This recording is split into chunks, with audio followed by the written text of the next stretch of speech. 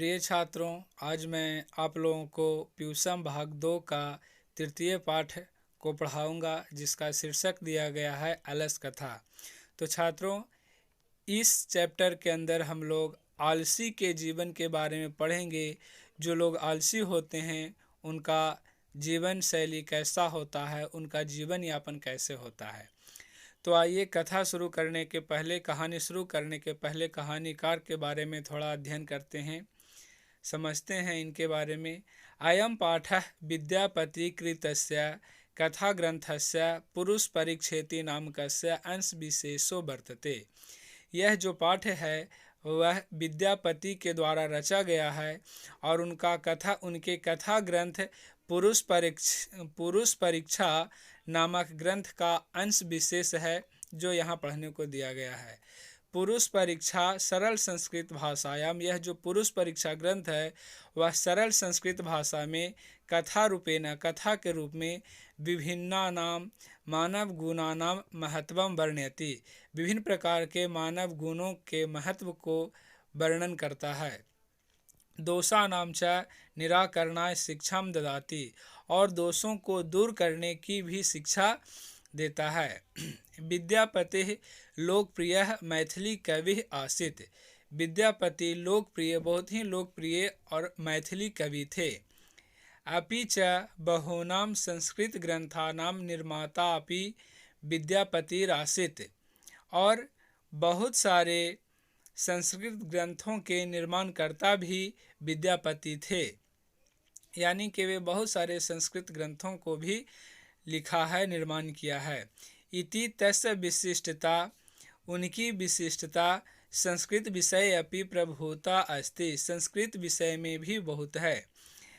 प्रस्तुते पाठे, यह जो प्रस्तुत पाठ है इसमें आलस्य नामकस्य दोषस्य निरूपणे व्यंग्यात्मिका कथा प्रस्तुता विद्यते। यह जो प्रस्तुत पाठ है इसमें आलस्य नामकस्य दोषस्य, आलस्य नाम का जो दोष है, आलस नाम का दोष है, उसके निरूपण के लिए व्यंग्यात्मिका कथा प्रस्तुता विद्यते। यह व्यंग्यात्मक तरीका से, व्यंग्यात्मक कथा के माध्यम से, कहानी के रूप में प्रस्तुत किया गया है। नीतिकाराः आलस्यम रिपुरूपम मन्यन्ते, जो नीतिकार लोग होते हैं, भद्र पुरुष होते हैं, वे आलस्यम रिपुरूपम मन्यन्ते, यानी आलस्य को शत्रु के रूप में मानते हैं। वो शत्रु के जैसा आलस्य को मानते हैं, यानी जिस तरह से शत्रु से हमें दूर रहना चाहिए, उसी तरह से आलस्य से भी हमें दूर रहना चाहिए। तो आइए पहले पैराग्राफ से प्रारंभ करते हैं। आसीत् मिथिलायाम वीरेश्वरो नाम मंत्री, मिथिला में वीरेश्वर नाम का मंत्री था। स च स्वभावाद् दानशीलः कारुणिकश्च सर्वेभ्यो दुर्गतेभ्यो अनाथेभ्यश्च प्रत्यहमिच्छा भोजनम दापयति। इसे सेंटेंस लंबा है, इसे थोड़ा थोड़ा समझेंगे। स च स्वभावाद् दानशीलः कारुणिकश्च, और वह स्वभाव से दानशील और कारुणिक था, यानी करुणा भाव, दया भाव रखने वाला था। सर्वेभ्यो दुर्गतेभ्यो अनाथेभ्यश्च, वह सभी दुर्गति नाम यानी दीन दुखियों को और अनाथ लोगों को भी, अनाथ बच्चों को भी प्रत्यहमिच्छा भोजनम दापयति, प्रतिदिन उत्तम भोजन, अच्छा भोजन दिलाया करता था। वह जो वीरेश्वर नाम का मंत्री था मिथिला में, वह दानशील था, स्वभाव से बहुत ही करुणा भाव वाला था, इसलिए वह सभी दीन दुखियों को और अनाथ लोगों को, अनाथ बच्चों को प्रतिदिन अच्छा भोजन दिलाया करता था। तन्मध्ये अलसेभ्यो प्यन्न वस्त्रे दापयति, और उसी के बीच यदि कोई आलसी पुरुष, आलसी व्यक्ति भी मिल जाता तो उसे भी अन्न और वस्त्र दिलाया करता था। यतः का मतलब होता है क्योंकि, क्यों दिलाया करता था, तो देखें, क्योंकि निर्गतीनां च सर्वेषां लसः प्रथमो मतः किंचिन् क्षमते कर्तुं जाठरेणापि वह्निना, निर्गतीनां च सर्वेषां रसः प्रथमो मतः, क्योंकि निर्गतीनाम जो दिन दुखी होता है उन सबों में और आलसी लोगों में प्रथम स्थान आलसी का ही होता है। क्यों आलसी का ही क्यों होता है? किंचिन क्षमते कर्तुम जाठरेनापि बहनिना, क्योंकि जो जाठरेना से पेट से संबंधित है, ये उधर से कहने का मतलब पेट की भूख, जिसे हम उदर ज्वाला भी कहते हैं, पेट की भूख किससे क्या नहीं करवा देता। जो कुछ करने में सक्षम है वो पेट के खातिर कुछ भी कर सकता है, कोई भी काम करके अपना पेट पालन कर सकता है। लेकिन जो आलसी होते हैं वो तो बिल्कुल निठल्ले होते हैं, वो सिर्फ भीख मांग करके खाना ही उचित समझते हैं। इसीलिए जो आलसी होते हैं उनका दिन गुजारा सज्जन पुरुषों के बदौलत ही चलता है।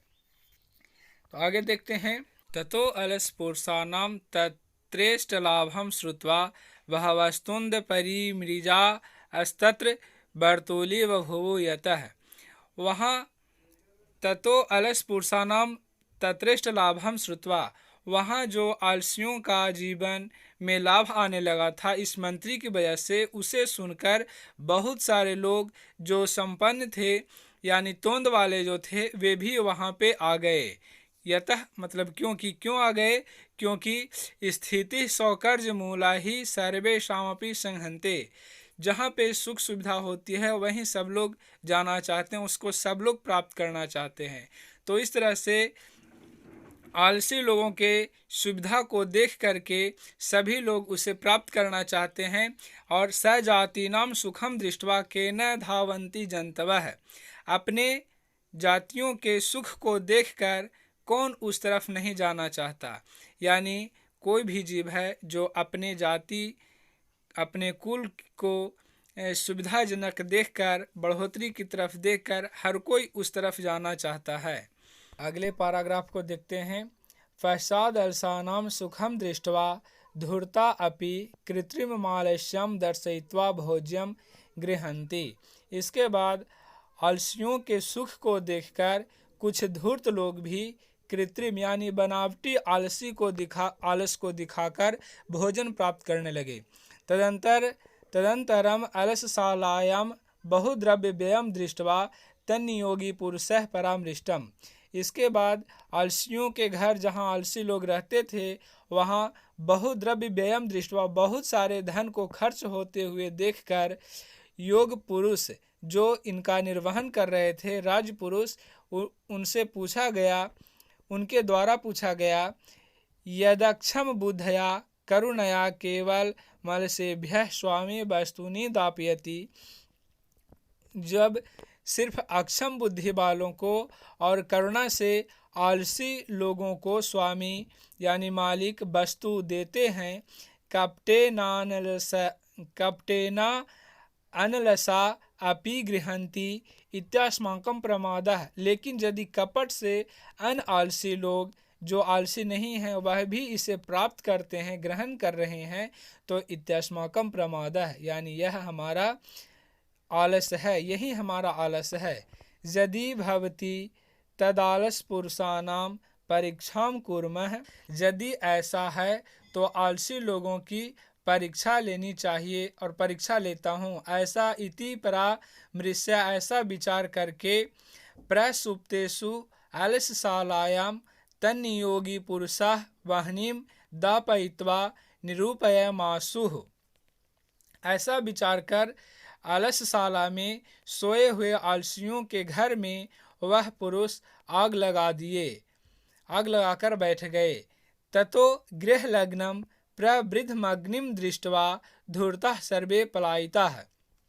जब अन्य आलसी लोग भी ऐसा करने लगे तो राजपुरुषों ने ऐसा विचार किया कि इसकी परीक्षा लेनी चाहिए, और परीक्षा में उन्होंने उस अलसशाला में जहां आलसी लोग रहते थे उसमें आग लगा दिया गया। तो इसका परिणाम क्या हुआ? ततो गृहलग्नं प्रवृद्धमग्निं दृष्ट्वा, तब घर में लगे हुए आग की वृद्धि को देखकर, आग को बढ़ते हुए देखकर धूर्ता सर्वे पलायिता, सभी धूर्त लोग जो थे, जो बनावटी आलस को दिखा रहे थे, वे सभी पलायन कर गए, वहां से भाग गए। पश्चादी सदलसा अपि पलायिता, और उसके बाद कुछ आलसी लोग थे, वो भी वहां से भाग गए। चत्वारः पुरुषास्त्रैव सुप्ताः परस्पर मालपन्ति, सभी लोग भाग गए, सिर्फ 4 लोग वहां पे, 4 पुरुष सुप्ताः सोए हुए परस्पर आपस में वार्तालाप कर रहे थे। एकेन वस्त्रावृत मुखेनोक्तम, एक ने वस्त्र से मुख को ढक कर बोला, अहो कथमयम कोलाहलः, अरे यह कोलाहल कैसा है, यह शोरगुल हल्ला कैसा है, क्योंकि जब आग लगी लोग भाग रहे थे तो शोरगुल मच गया, इसीलिए पहले ने कहा कि यह हल्ला कैसा है। द्वितीय नोक्तम, दूसरे ने कहा, तर्क्यते यदस्मिन् गृहे अग्निर्लग्नो अस्ति, तो दूसरे ने कहा ऐसा मालूम होता है कि इस घर में आग लग गई है। तृतीय नोक्तम, तब तीसरे ने कहा, को अपि तथा धर्मिको नास्ति, तब तीसरा है वो कहता है कि कोई भी यहाँ वैसा नहीं, कोई भी यहाँ वैसा धार्मिक नहीं है। यह इदानीं जलाद्रर्वासो भी कैटरवश्मान प्रावृणोति, जो इस समय पानी से भींगे हुए वस्त्र से या चटाई से हम लोगों को ढक दे, यानी अग्नि से बचा ले। चतुर्थे नोक्तम, तब चौथे ने कहा, अये वाचालः, अरे गपकरो, कति बसनानि वक्तुम शक्नुतः, क्या बकवास कर रहे हो, क्या बोल रहे हो, तूष्णीम कथम न तिष्ठतः, क्या चुप नहीं रह सकते। ततश्चतुर्णामपि तेषामेवं परस्परलापं श्रुत्वा वह्निं च प्रवृद्धमेषामुपरि पतिष्यन्तं दृष्ट्वा नियोगी पुरुषैर्बद्धभयेन चत्वारोऽप्यलसाः केशेष्वाकृष्य गृहीत्वा गृहाद् बहिः कृताः। यह सेंटेंस थोड़ा लंबा है, इसे थोड़ा थोड़ा समझेंगे। ततश्चतुर्णामपि तेषामेवं परस्परलापं श्रुत्वा, इस प्रकार से चारों के आपस में वार्तालाप को सुनकर, वह्निं च प्रवृद्धमेषामुपरि पतिष्यन्तं, और अग्नि को वृद्धि करते हुए देखकर, बढ़ते हुए देखकर, और उन लोगों पर गिरते हुए देखकर, नियोगी पुरुषैर्बद्ध भयेन, राजपुरुषों ने देखा कि उसके बद्ध हो जाने के भय से, मर जाने के भय से, चत्वारो अप्यलसाः, उन चारों आलसी लोगों को भी, केशेष्वाकृष्य, यानी कि केश को, बाल को पकड़कर खींचकर, गृहीत्वा गृहाद् बहिः कृताः, घर से बाहर निकाला। पश्चातानलोक्य तैर्नियोगिभिः पठितम्, उसके बाद उन लोगों को हैरानी से देखते हुए इन राजपुरुषों के द्वारा पढ़ा गया, बोला गया, पतिरेव गतिः स्त्रीणां बालानां जननी गतिः नालसानां गतिः काची लोके कारुणिकं विना। इसका मतलब है उन लोगों के द्वारा, राजपुरुषों के द्वारा कहा गया, पतिरेव गतिः स्त्रीणाम, स्त्रियों की गति उसका पति ही है, स्त्रियों की गति उसकी पति से होता है। बालानाम जननी गति, और बच्चों की गति उसकी माँ से है, उसकी माँ ही बच्चों की गति होती है। नालसानाम गति काचिल लोके कारुणिकम बिना, और आलसियों की गति इस संसार में सिर्फ और सिर्फ दयाबानों से है, यानी दयाबानों के सिवा आलसियों की गति और इस दुनिया में कोई नहीं, क्योंकि दयाबान लोग ही हैं, करुणाशील लोग ही हैं, जो आलसियों के ऊपर दया करते हैं और उसका जीवन यापन करवाते हैं। पश्चातेषु चतुर्स्वलेषु ततोप्यधिकतरं वस्तु मंत्री दापयामासः, इसके बाद उन चारों आलसियों में अधिक से अधिक वस्तु मंत्री के द्वारा दिलवाया गया, क्योंकि आलसियों की संख्या कम गई थी, जिसके कारण दान देने में इन लोगों को काफ़ी सुविधा हुई। तो साथियों, इस तरह से 10वें वर्ग का तृतीय पाठ है अलस कथा संपूर्ण हुआ। आप लोगों को मैं आशा करता हूँ समझ में आया होगा, और अगर समझ में आया तो कमेंट बॉक्स में ज़रूर लिखें ताकि अगला चैप्टर भी मैं बना सकूं। और चैनल को सब्सक्राइब नहीं किया है तो सब्सक्राइब कर लें, क्योंकि इस पे ग्रामर, आवेदन आदि सब कुछ मैं बताने वाला हूं। तो अपने साथियों के साथ इसे शेयर भी करें ताकि वो भी लाभान्वित हो सके। Wish you all the best. Thank you. That's all.